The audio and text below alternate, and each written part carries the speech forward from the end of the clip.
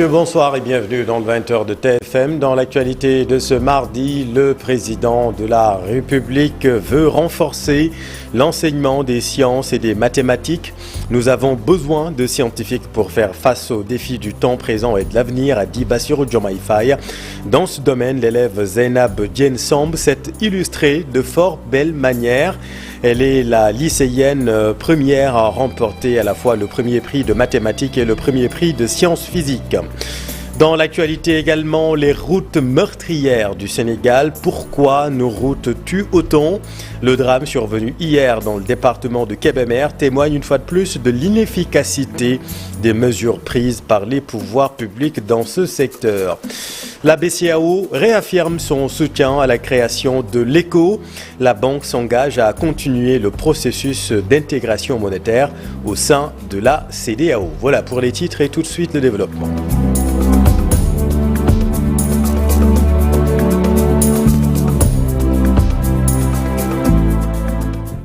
Mais d'abord, la BCEAO s'engage à poursuivre la création de l'ECO.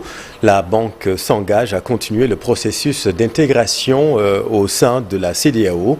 Le gouverneur Jean-Claude Cassibrou insiste sur l'importance de continuer de créer les conditions propices à la viabilité de la future union monétaire.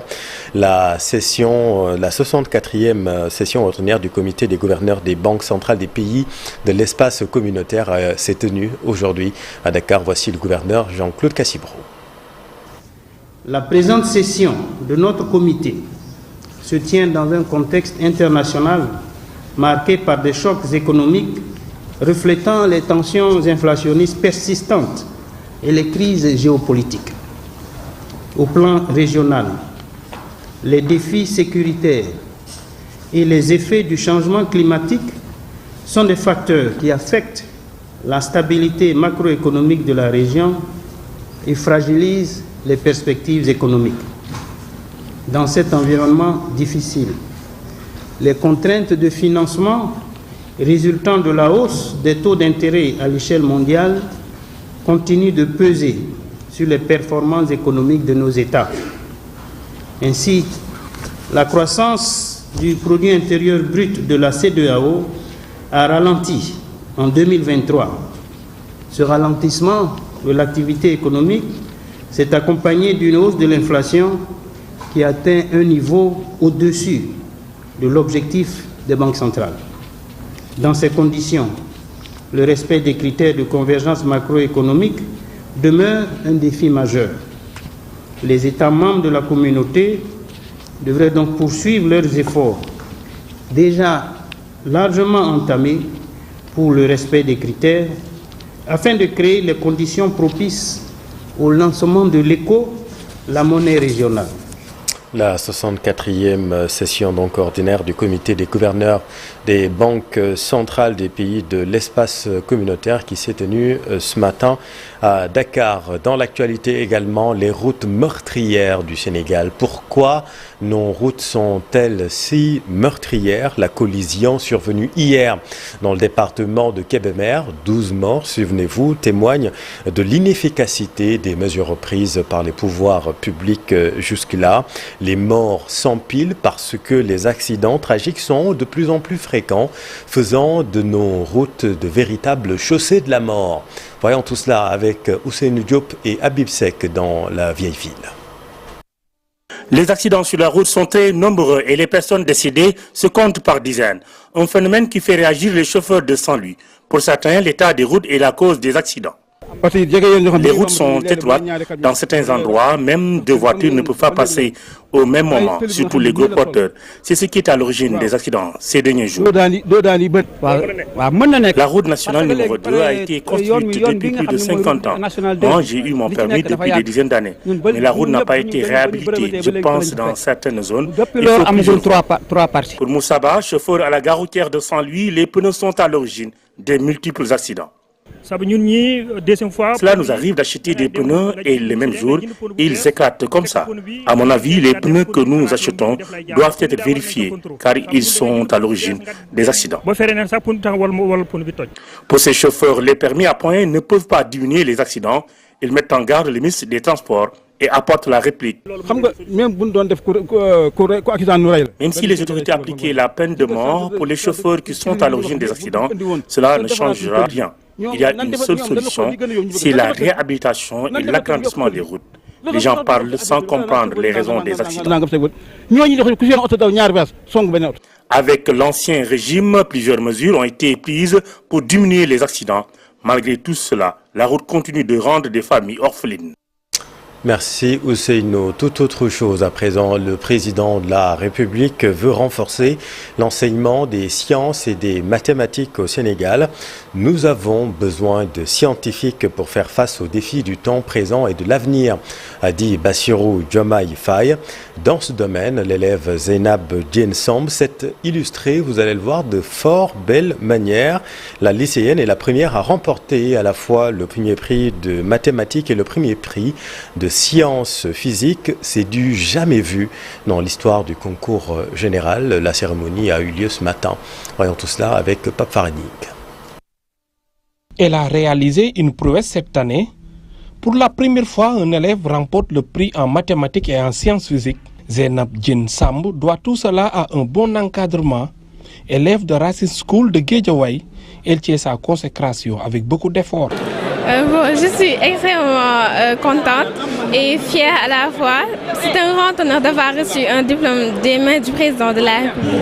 La préparation n'a pas été facile. J'ai reçu des cours supplémentaires en mathématiques et en sciences physiques.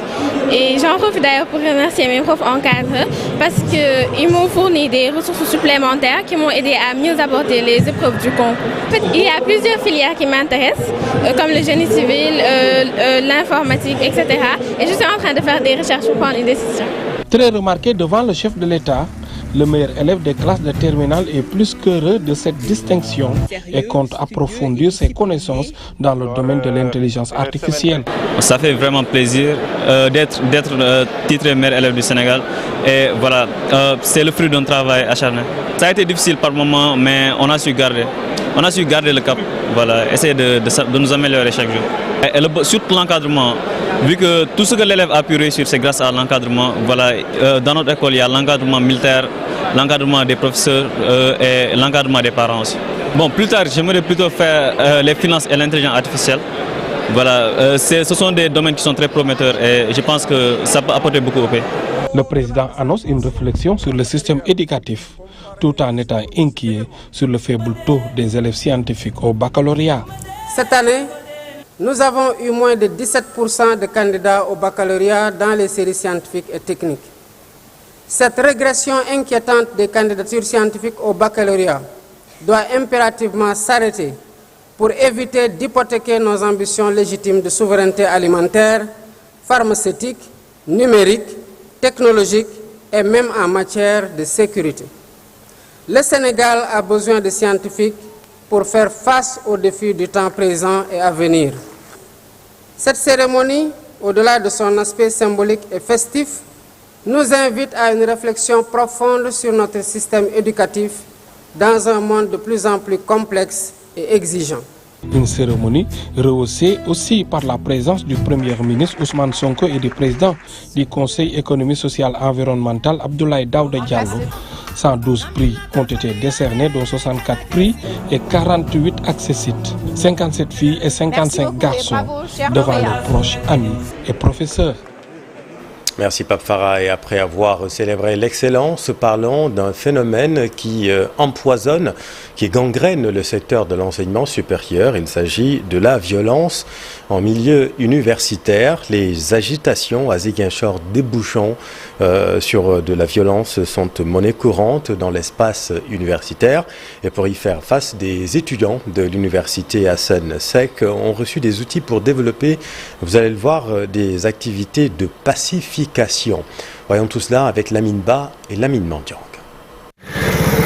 Faire de l'espace universitaire un cadre pacifié, l'objectif était au cœur d'une rencontre ayant réuni acteurs de la société civile, partenaires au développement et étudiants de l'université Assane Seck de Ziguinchor. Les étudiants sont dans des milieux qui peuvent être très agités, les campus, et parfois malheureusement avec des cas de violence. Et donc ces outils que nous allons leur transmettre dans cette seconde phase leur permettent de faire ce travail de mobilisation de leurs camarades, de mobilisation des communautés avec un peu plus d'efficacité. Donc voilà un peu l'objet de cette seconde phase, en restant toujours dans l'objectif principal qui est justement de les amener à travailler, à prévenir les conflits, à gérer de manière pacifique toutes les situations conflictuelles dans lesquelles ils seront et surtout à être ces acteurs de paix en permanence. Dans un monde de plus en plus marqué par des crises, avec les universités comme point de départ de ces contestations par la violence, il urge de développer des stratégies qui étouffent les pulsions qui conduisent à un règlement des problèmes par la violence. Le milieu universitaire, c'est un peu le Sénégal en miniature, où on trouve pratiquement toutes les sensibilités, etc. Mais les acteurs que sont les étudiants sont les futurs citoyens et ils acquièrent effectivement des connaissances, mais ils doivent pouvoir acquérir aussi le savoir-être et le savoir-devenir. Pour ces raisons, c'est un excellent ciblage. Et puisque le monde, de manière générale, notre pays et en particulier notre région, sont secoués effectivement par des crises, il est bon effectivement que les étudiants en prennent conscience, mais il est mieux encore qu'on travaille effectivement à les orienter vers la gestion pacifique, la gestion pacifier véritablement des conflits. Dans la méthode Gorée Institute, la Fondation internationale des systèmes électoraux et leurs partenaires comptent s'appuyer sur les compétences acquises lors de la première phase expérimentée à la veille des élections présidentielles pour atteindre leur objectif. Les compétences doivent être toujours mises à jour parce que il y a des défis que nous devons relever ensemble avec les étudiants, avec les étudiantes, afin qu'ils puissent jouer le rôle d'anticipation, le rôle de prévention des conflits. Pour la cible que constitue l'étudiant, le règlement des crises par les voies concertées en lieu et place des méthodes de contestation violentes connues est bien possible avec la sensibilisation. Surtout donc l'espace universitaire que nous savons tous qui est donc l'un des espaces donc les plus redoutés. Donc si vous cooptez ces leaders-là et que vous renforcez leur capacité en termes de paix, donc je pense que cela s'avère important. Donc c'est vraiment important cette formation-là en tant que donc leader que nous sommes et que cela a eu donc des impacts, quoi que l'on puisse dire, donc au sein des universités quand même. Les recommandations issues de cette rencontre seront déclinées en plan d'action à dérouler par les étudiants au niveau des espaces, ont assuré les initiateurs. Merci Labine. La 17e promotion d'officiers stagiaires et la 6e promotion d'élèves sous-officiers paramédicaux ont reçu ce lundi leur parchemin après 2 ans de formation qui leur permettra d'aider et de soigner leurs camarades en situation de conflit. Fatou Bintou Conté. 2 promotions de l'école d'application du service de santé des armées et ça ont reçu ce lundi leur parchemin.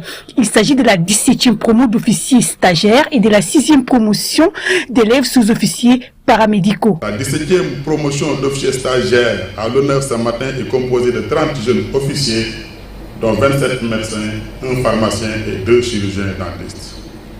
La 6e promotion d'élèves sous-officiers paramédicaux de l'ASA est arrivée au terme de sa formation. Elle est composée de 29 élèves, dont 24 infirmiers, 1 sage-femme, 2 biologistes et pour la première fois...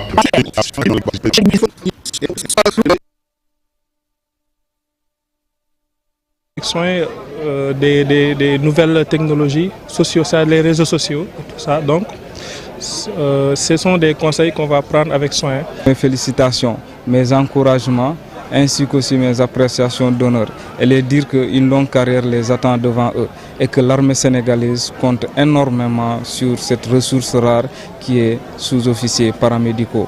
Ils sont appelés à relever ce défi technique qui s'inscrit dans le cadre d'une politique d'excellence des armées sénégalaises sur le soutien sanitaire face aux armées ainsi qu'aussi qu'à la nation. Au service de la nation, avec cette formation, ces médecins militaires et paramédicaux vont être mieux outillés pour prendre soin de leurs semblables dans les zones de conflit.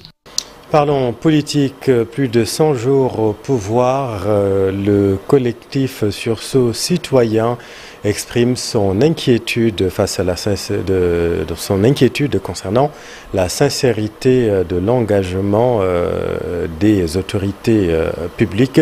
Selon le coordonnateur Mamadou Ndoye, après l'installation du président Bassirou Diomaye Faye, les nouvelles autorités semblent ne plus vouloir mettre en œuvre les conclusions des assises nationales et les recommandations de la CNRI.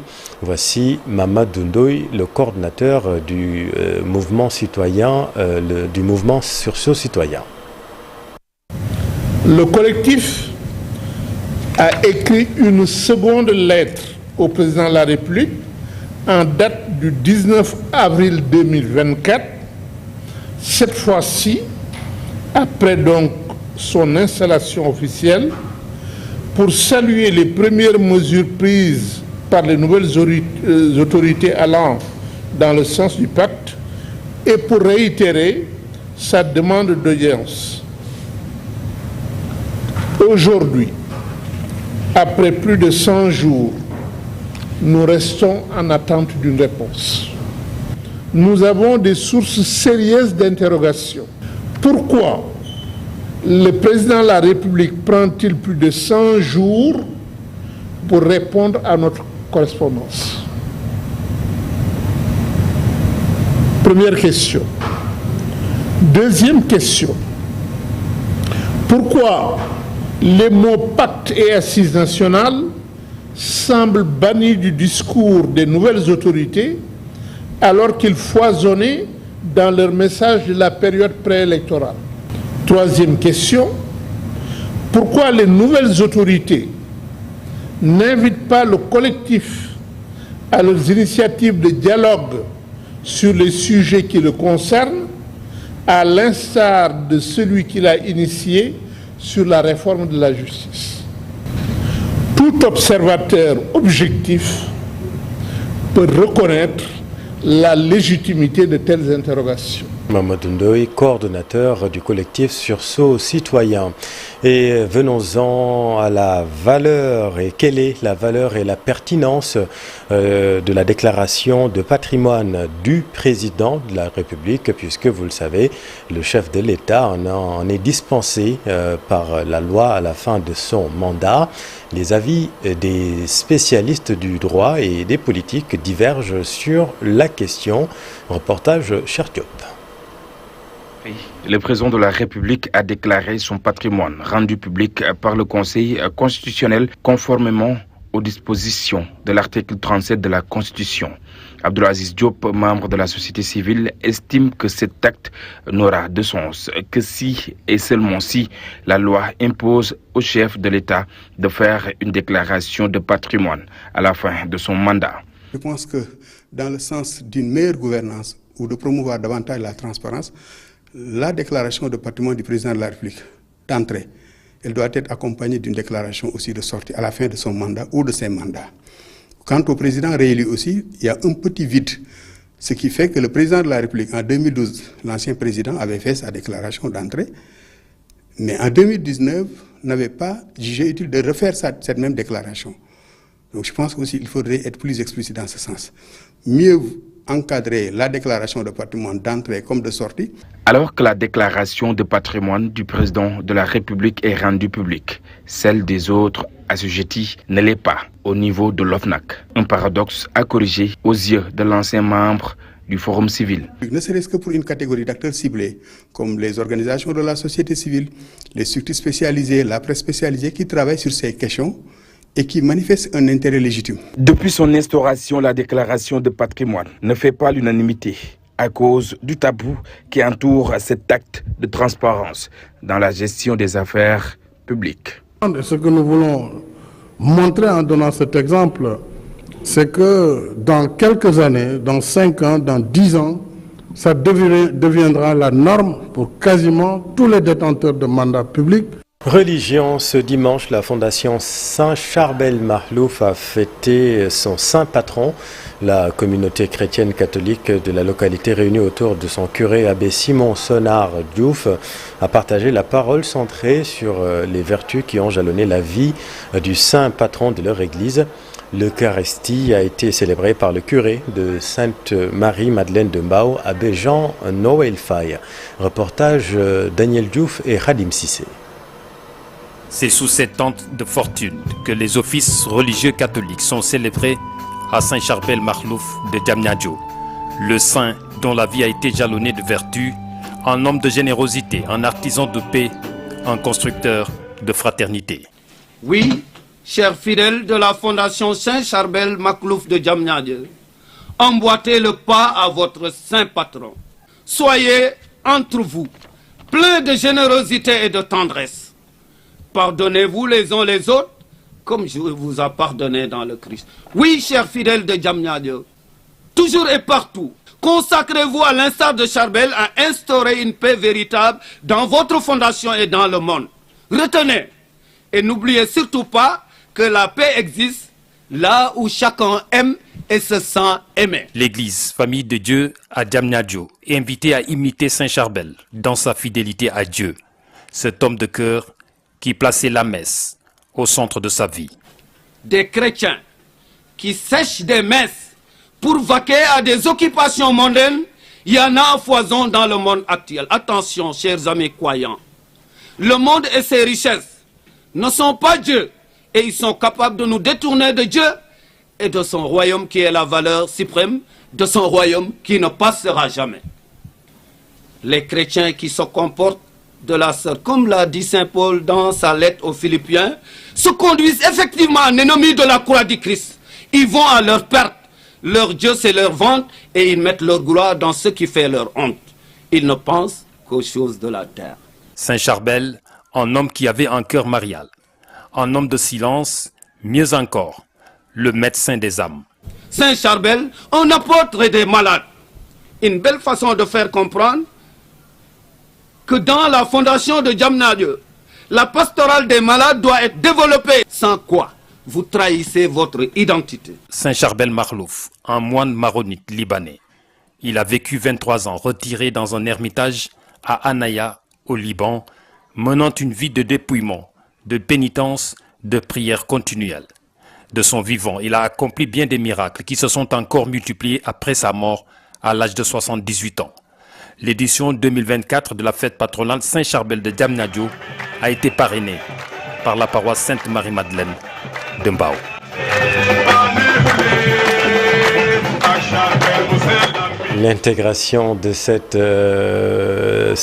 L'intégralité de cette célébration assure dimanche à 11h dans votre émission Chemin de la foi, animé par Daniel Diouf. Dans l'actualité sportive, les Lions du basket se préparent à la confrontation en match de préparation contre la Tunisie. Parmi les joueurs convoqués, l'arrière Lamine Samb magnifie la qualité du staff technique. Le voici. Je pense qu'on a un très très bon staff. On a plusieurs cultures. On a la culture américaine qui vient avec Gagna Amadou. On a la culture européenne qui vient avec Malay. On a la culture africaine aussi parce qu'ils sont tous passés par là. Ils ont tous porté le maillot de l'équipe nationale.